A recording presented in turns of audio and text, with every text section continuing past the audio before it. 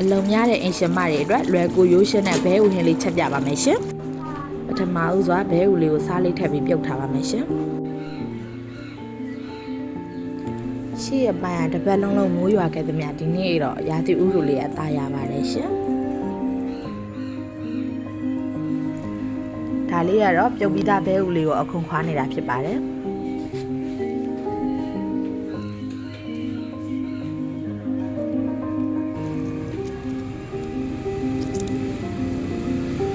ခွန်လေးခွာလို့ပြီးတာနဲ့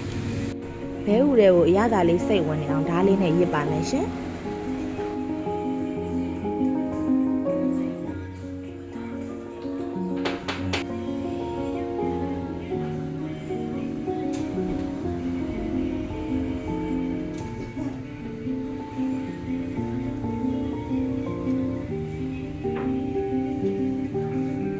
ဘဲဥလေးတွေကိုရစ်လို့ပြီးတာနဲ့စတင်ချက်ပါတော့မယ်ရှင်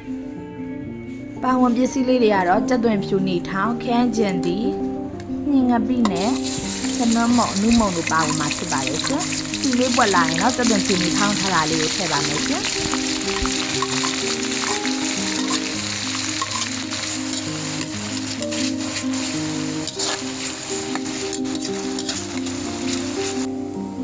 ကြက်သွန်လေးအရောင်ပြောင်းလာတာနဲ့ညင်ငပိလေးကိုထည့်ပါမယ်ရှင်။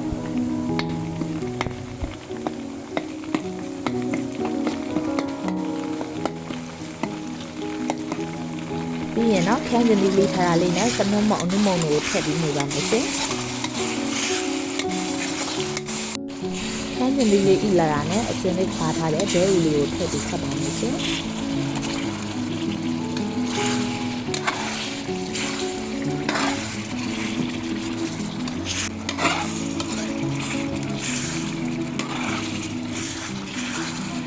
ဘဲဥလေးကိုထုတ်ထုတ်လေးဖြစ်နေကြတာဖြစ်တဲ့အတွက်ရေလေးနဲ့ထပ်ထည့်ပါမယ်ရှင်